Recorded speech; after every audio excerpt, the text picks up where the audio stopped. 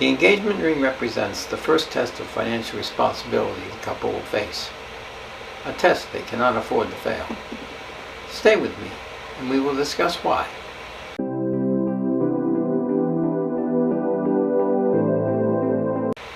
Greetings, daters of all ages. I'm John F. Whitney, author of the book I Do, If It's Equitable, a philosophy for dating and marriage to avoid the potential horrors of divorce. I will be your host and your guide as we discuss the I Do philosophy.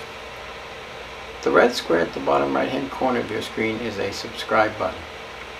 If you feel I am doing a good job, please consider clicking that subscribe button anytime during this video. Trends and expectations during dating reveal themselves in many different ways.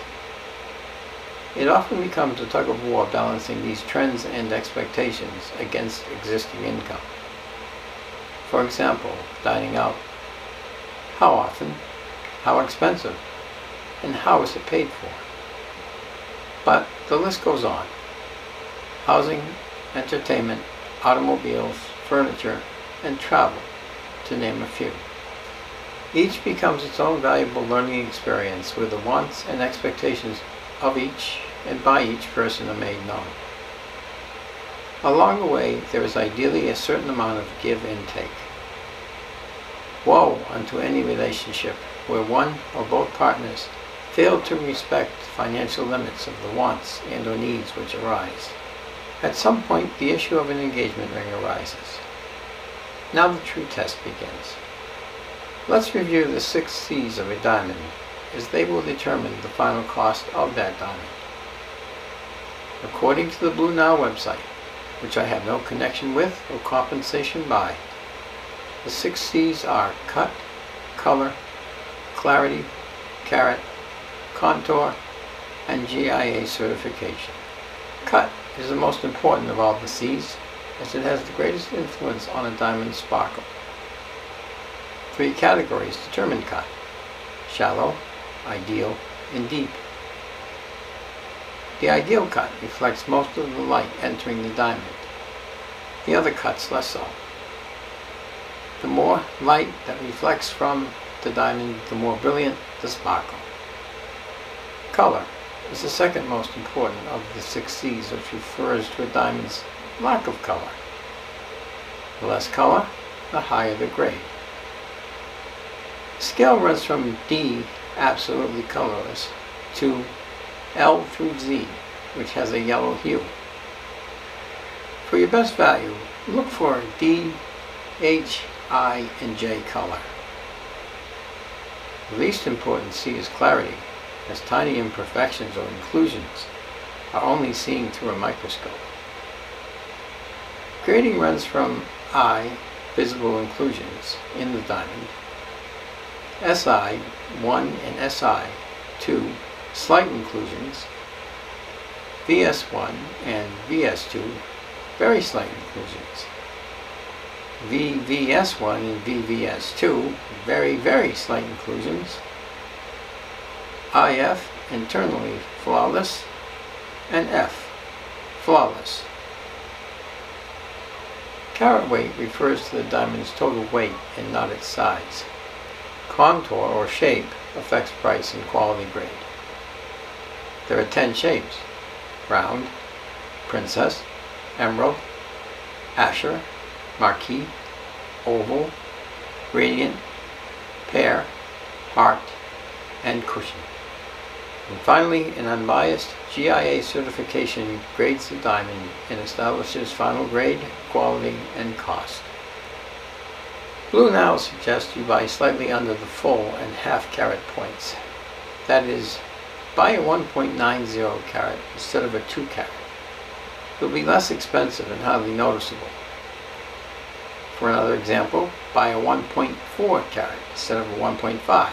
Again, the difference will be imperceptible, but the cost may be significantly different. Splurge on cut. Fancy shapes cost less per carat. And keep ring size in mind.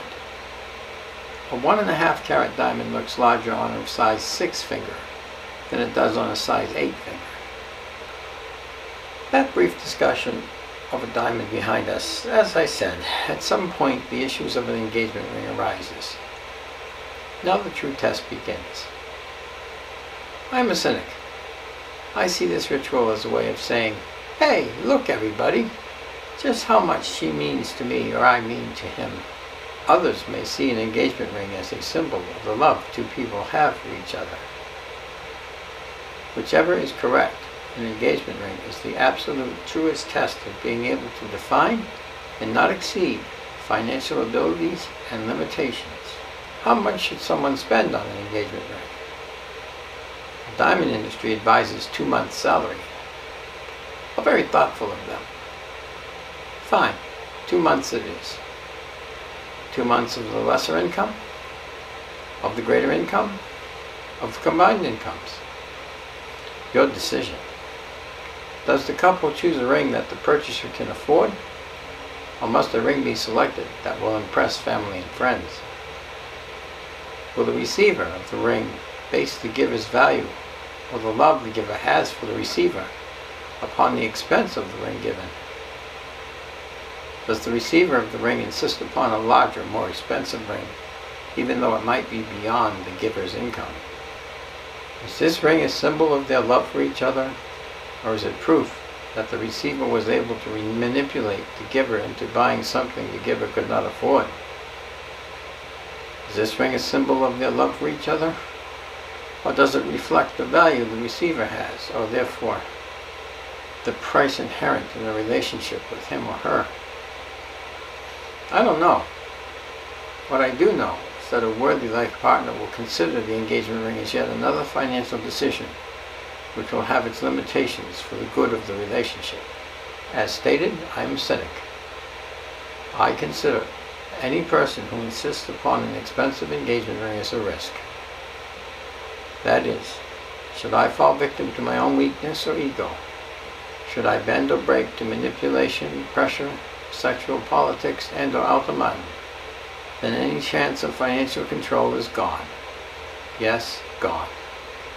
Respecting financial limitations in the selection of an engagement ring, as well as ignoring the traditional expectations and presumptions surrounding the event, is the truest test of my or our resolve.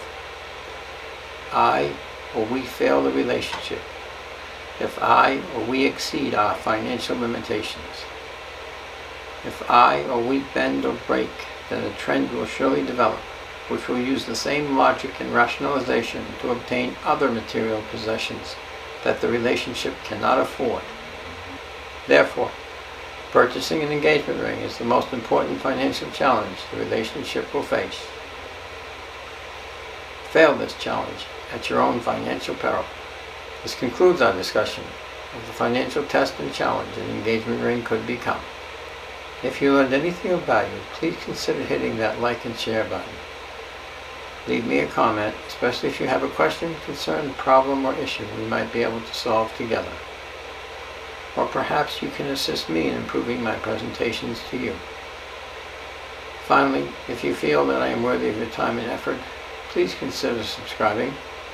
And don't forget to hit the bell icon so you will know when I upload a new installment of the I Do philosophy. Until next time, date wisely, date safely, and remember, I do, if it's equitable.